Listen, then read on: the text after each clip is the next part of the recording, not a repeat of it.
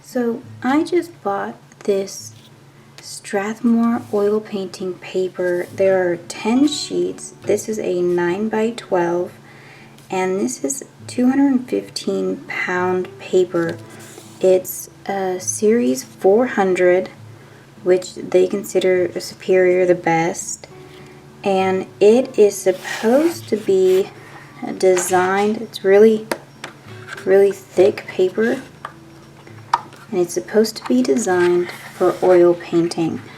If you can tell, it's got a little bit of texture to it, so it's trying to mimic a canvas.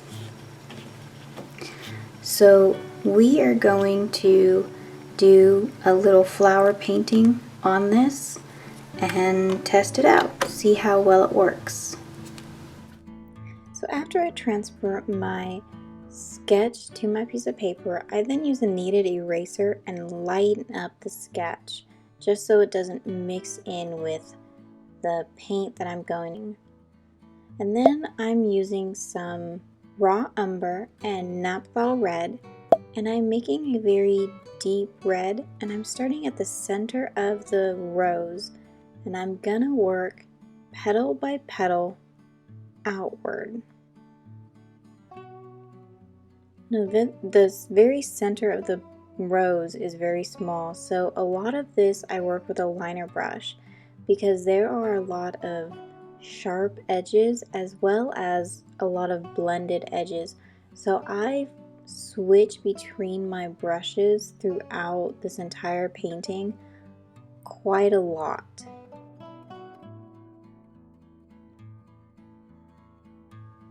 And the reason I like to work petal by petal, there are a few different reasons for this actually.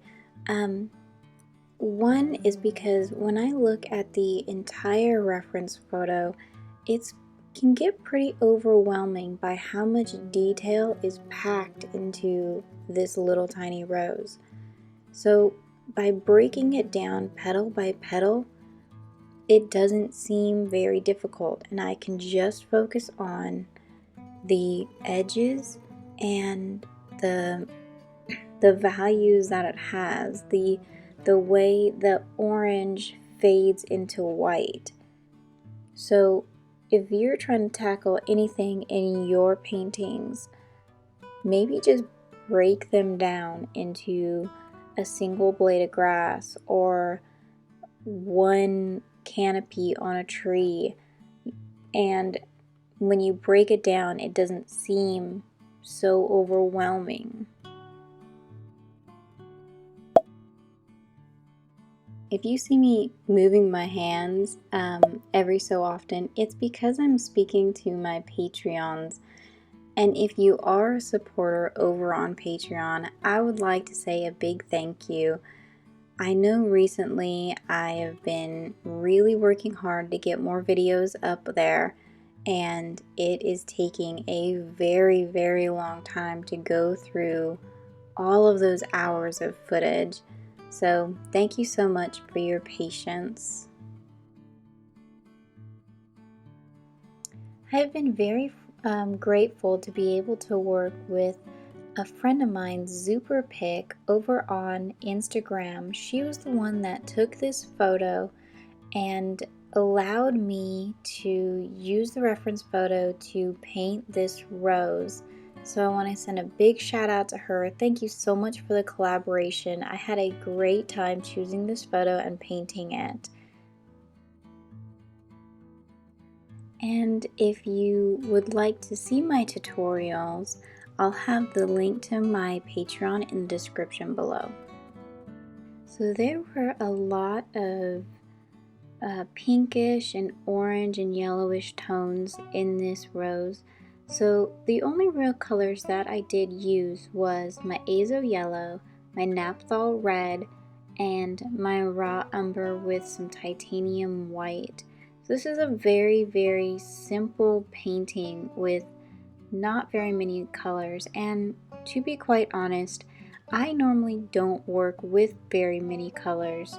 My palette is always very, very simple, just because I don't like getting overwhelmed with the thousands and millions of colors that are out there and to choose from, and you have to memorize what exactly each one looks like. So my palette only really consists of 6 different colors. If you're just starting out, don't feel like you have to have every single color in the world. It's honestly easier if you just choose the primary colors plus white and brown, and you can make any color under the sun that you want to. Now here's where I'm going with these liner brushes, and these liner brushes were really great, and they come in a pack. They're Jerry Q's, and there are a bunch of different sizes, as well as a couple rounds that were really good for doing a lot of thin liner work, and 2 little tiny flats, which really helped a lot in this painting as well. So if you want to check out that set, I'll link it in the description below, as well as these white handle brushes, which I use all the time. I have probably had these for about 6 months, and they have seen many paintings, and I have scrubbed these onto the canvas, and they still are the ones that I go to, and those come in a pack that are not very expensive as well. So I'll link those in the description below so you can check those out if you are needing new brushes or would just like some good quality brushes but don't have a lot of money to spend on them.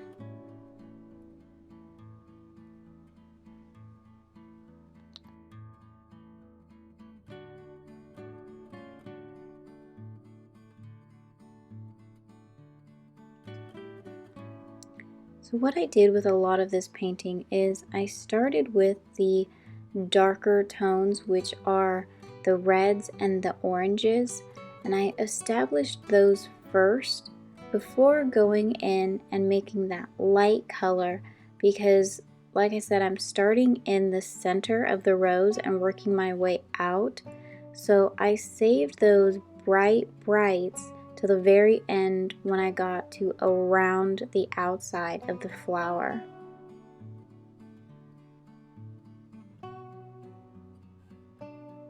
And all I'm doing is putting on the oranges and reds and then blending them together and keeping a close eye on my reference photo. That's why it's right next to me the entire time, and sometimes I even stick my finger on the exact petal that I'm working on so I don't lose my place, like right there. So I outline where the petal needs to be, and I'm trying to get that really sharp edge that I'm looking for, and then I go in and I blend the colors that need to be blended together. But when you're painting, it's very important to have that line sometimes. When things are sharp, they really do need to be sharp, and that's where a liner brush like this comes in handy to get a really nice sharp edge. But then you also need to understand what part of the painting can be blended.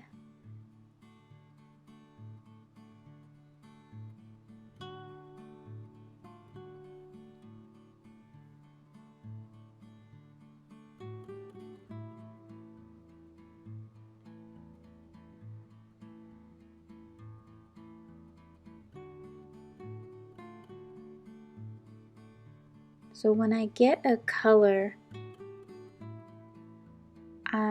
I look in the surrounding areas as well and see if that color is anywhere else, since it's already on my brush, and I'm trying to just slowly establish the flower as I go along. So right now it really doesn't look like anything, and it was kind of hard to tell where this was going. But as I work my way outward, it starts to look more and more like the rose.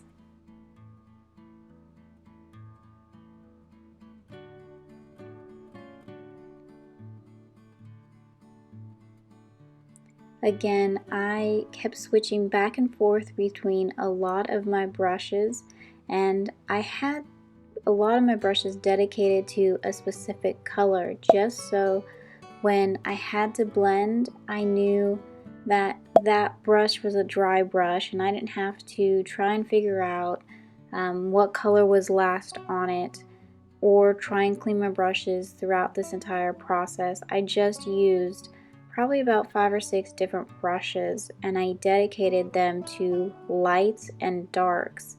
Um, and that just made it a lot easier. So the color I was putting down on the canvas, I knew exactly what was on that brush, because when you start using the exact same brush, and I do this with a lot of my bigger paintings, but because I wanted to be very specific about this painting and keep the lights light and the darks dark, um, when I used the 2 different brushes, I knew that if I picked up a brush that had my yellow on it, I was going to get a yellow on the canvas and not some yellowish orange mix. So if you're working with specific colors like that, maybe that's something you can try.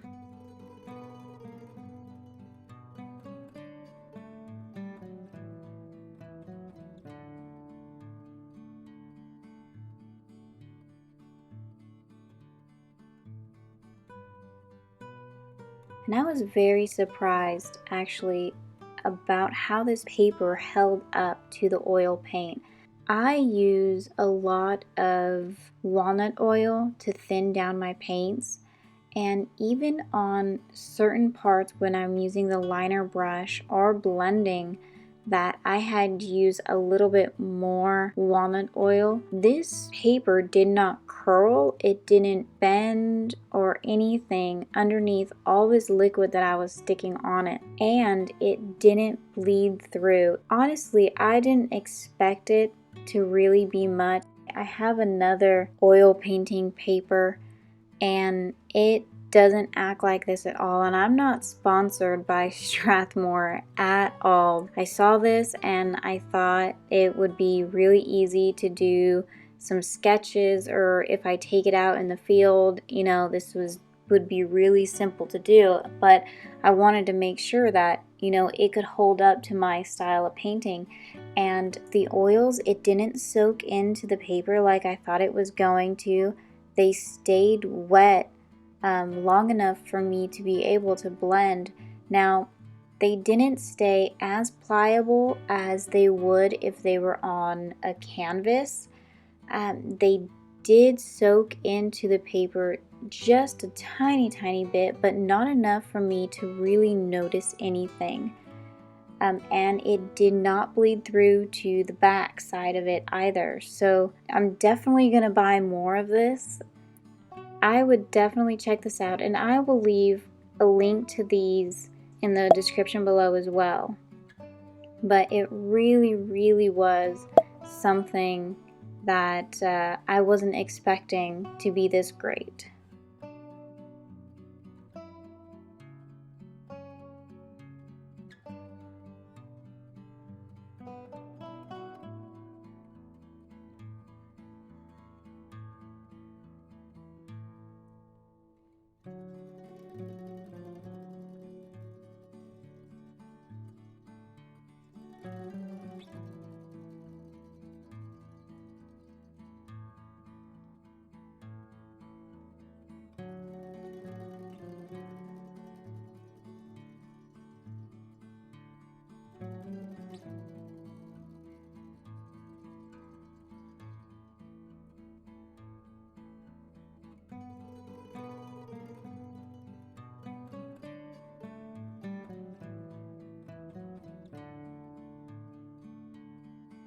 And the center of the rose was probably the hardest thing, because there were so many different folds and bends on those petals that it was a little bit hard to even see in the reference photo.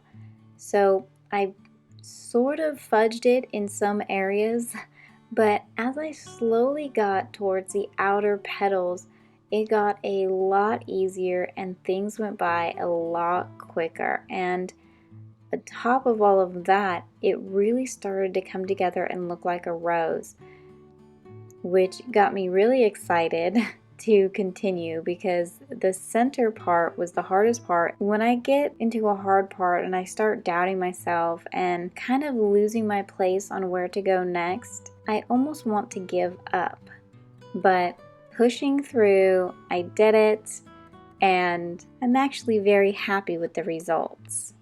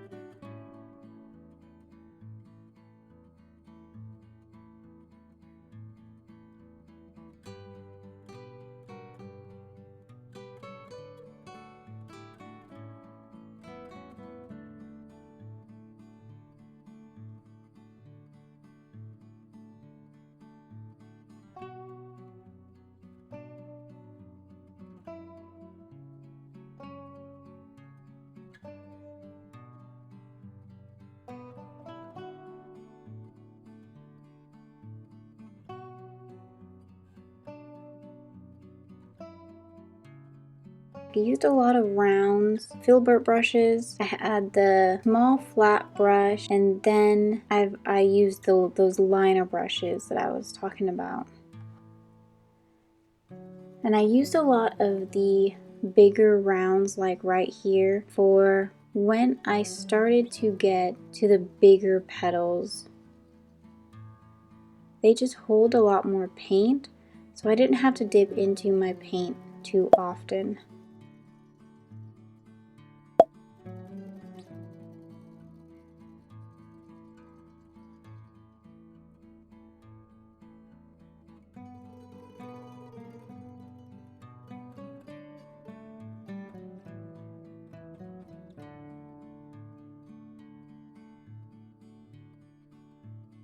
And this shows a really good view of how I was able to get crisp lines with that flat brush.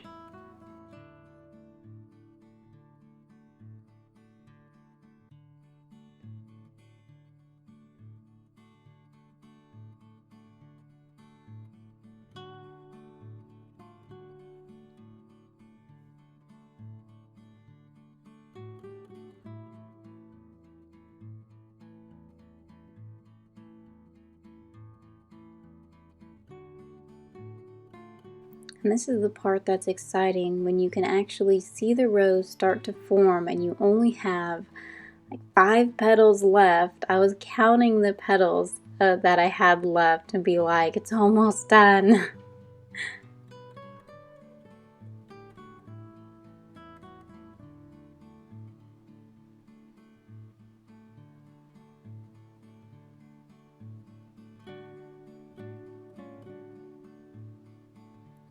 When we get to this section down here, a lot of those petals had some striations to them, and all I did was just make that little area a little darker and then blend them into a lighter color, and it was easy to make those little striations that you find on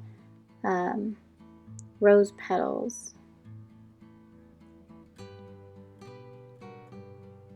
And the light is a very key thing. It obviously is coming from above and a little to the right. So I made sure to pay very close attention to my shadows and apply them in the appropriate places. Now, in order to get things to look realistic, not everything is 100% perfect.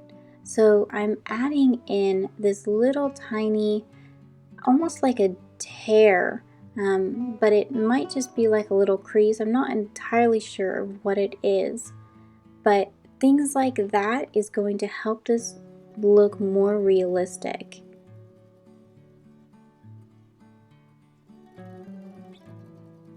And while I'm working on these outer petals, I know I'm getting very, very light and it's hard to see, but when I start to add on the dark color for the background, these petals are really, really gonna pop and it's going to look just beautiful.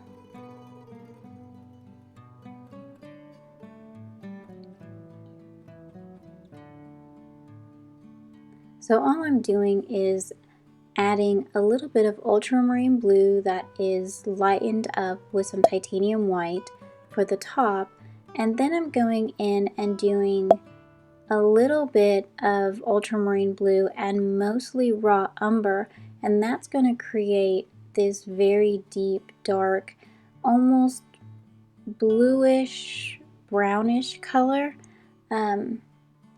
And what that is going to do is just help that rose pop so much more. And this is the part where I deviated away from the reference photo quite a bit. I tried to keep the same sort of colors. I used the shadows a lot more in the reference photo because I just felt that I didn't need all of that detail that was surrounding the rose. I wanted the rose to be the main focal point.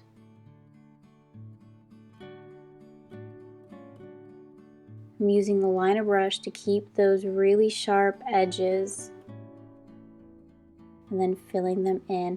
And with this green color that you see going on, I used phthalo green.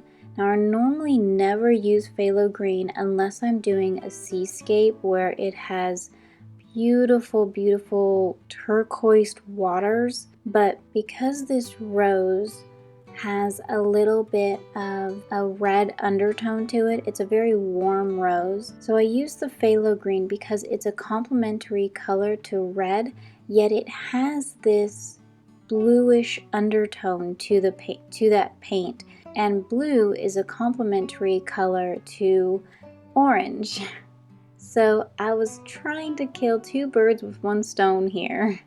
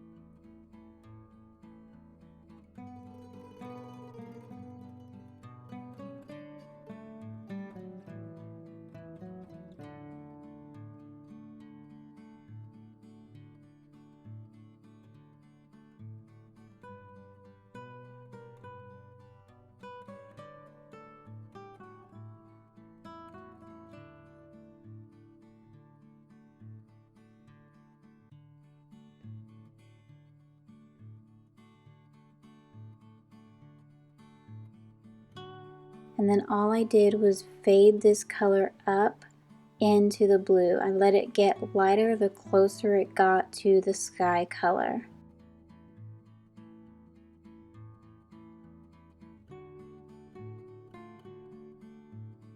Because even though this is the background, I still want it to have some sort of depth into it also.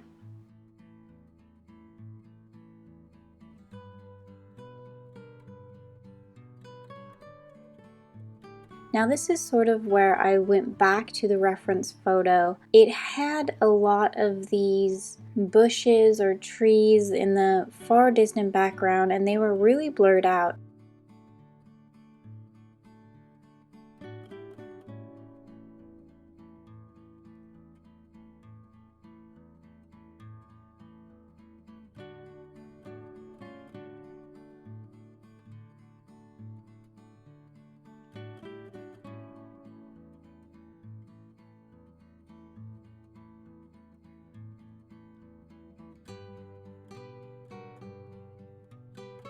In this really dark area, I'm using that phthalo green with a little bit of titanium white, and I'm just stroking on some indications of some stems or some leaves down here at the bottom, just again to show a little bit of depth and dynamics to this. But I don't want that to be the main focus. I really want your eye to be centered on the rose, and I didn't want the rose to just be floating in the air. I wanted it to look like it went to a bush, and so that's why I did a little bit of that. And here I'm just using a big number 10 filbert brush. Again, I'll link all those in the description below. And I'm just slowly blending all of these in, making all these edges really soft and really pushing this back into the distance. And when I start to pick up too much paint on my brush, that's why I have the shop rag in my left hand.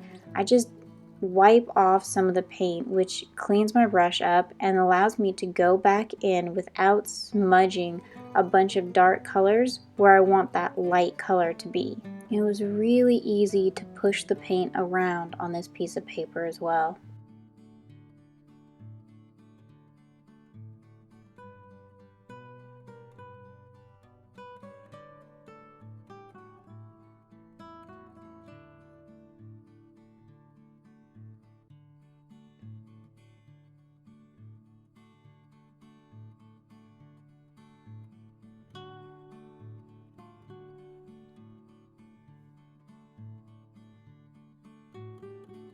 Now I'm using that same light color. This actually kept the paint on the surface so well that I had to use a rag to wipe off some of that green paint that I initially laid down so I could go in and put some of these rosebuds in the background and blend them back.